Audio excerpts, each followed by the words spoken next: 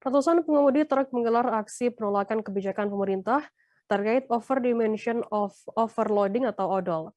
Aksi protes tersebut dilakukan di depan kantor Dinas Perhubungan atau Dishub Jateng. Pendemo berkumpul di depan kantor Dishub Jateng sekira pukul 9 pagi. Aksi tersebut sempat membuat kemacetan, pasalnya berbagai jenis truk terparkir di bahu jalan Siliwangi Kerapiak di kedua arah jalan. Masa demo pengemudi truk tersebut bawa beberapa tuntutan. Tuntutan yang utama yakni meminta pemerintah merevisi Undang-Undang Nomor 23 Tahun 2019 tentang Zero Odol. Informasi lebih lengkapnya mengenai bagaimana pelaksanaan dari demonstrasi tersebut, kami saat ini sudah tersambung dengan jurnalis dari Tribun Jateng, ada Rezanda Akbar di sana. Silakan laporan Anda, Reza. Iya, terima kasih Firda dan para tribuner. Masa demo pengemudi truk tersebut membawa beberapa tuntutan. Tuntutan yang utama yaitu terkait pemerintah agar merevisi Undang-Undang Nomor 23 Tahun 2019 tentang lalu lintas dan angkutan jalanan pada poin Zero Odol. Mereka menilai kebijakan itu tidak berpihak kepada para pengemudi truk. Menurut mereka, pengemudi dipaksa untuk membawa muatan yang tidak sesuai dengan biaya operasional. Untuk itu, mereka berdemo dan beraudiensi agar aspirasinya bisa disampaikan oleh Ditlantas Polda Jateng maupun di Sub Jawa Tengah agar nantinya bisa diteruskan ke Kementerian Perhubungan dan Mabes Polri. Untuk saat ini, para pendemo meminta agar kebijakan itu bisa ditunda terlebih dahulu dan meminta untuk ada revisi yang lebih berpihak bagi para pengemudi truk. Ketua Asosiasi Pengemudi Independen atau yang biasa disingkat API, Suroso, mengatakan bahwa adanya undang-undang tersebut dinilai sangat merugikan bagi sopir. Apabila tidak dituntuti, ia mengancam bahwa seluruh pengemudi truk di Indonesia akan berhenti.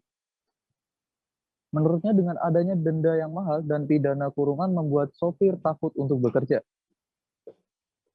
Selain itu, ia meminta agar para pengemudi truk mendapat standarisasi upah yang layak. Ia juga mengklaim bahwa sopir truk adalah pemutar roda ekonomi jalur darat. Untuk itu, ia meminta pemerintah agar lebih memperhatikan nasib pengemudi truk.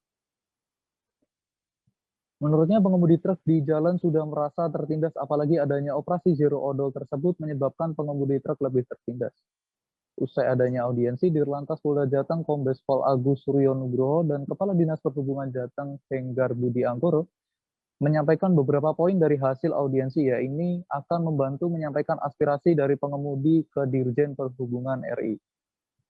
Sambil menunggu kebijakan dari Dirjen Pusat di Subprovinsi Jateng tidak akan melakukan penindakan odol. Namun operasi tetap dilaksanakan tetapi sifatnya hanya sosialisasi. Usai menyampaikan poin-poin itu, pukul 12:10 waktu Indonesia Barat, aksi unjuk rasa dari API selesai dan peserta aksi membubarkan diri. Sekian. Baik, terima kasih rekan jurnalis dari Tribun Jateng, Rezanda Akbar atas laporan Anda. Dan tadi Tribuners, Reza juga sudah menghimpun keterangan dari Kepala Dinas Perhubungan Provinsi Jawa Tengah, Henggar Budi Angkoro. Berikut liputannya untuk Anda. Tapi sifatnya bukan penindakan. Yang kita laksanakan adalah nanti kita gunakan untuk momen sosialisasi kepada para pelaku usaha angkutan, dalam hal ini angkutan barang. Jadi harapannya nanti itu kita melakukan sosialisasi terkait dengan overloading dan overdimensi.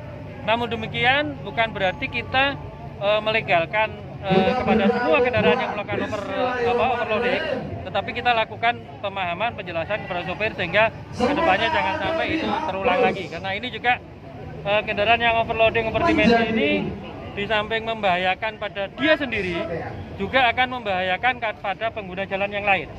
Apalagi misalnya di suatu ketika dia mengalami remblong dan sebagainya, maka orang lain yang akan menjadikan korban. Ini yang sering terjadi.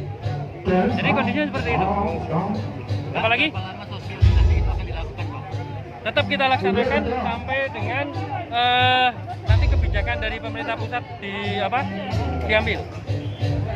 Seperti itu. Jadi untuk di Jawa Tengah kan sebenarnya sejak tanggal 1 Februari kemarin sudah dilakukan penindakan. Totalnya dari penindakan ada 3.800-an pelanggaran. Tapi untuk mulai ini nanti akan kita segera lakukan sosialisasi. Saya kira itu. Terima kasih sudah nonton. Jangan lupa like, subscribe, dan share ya.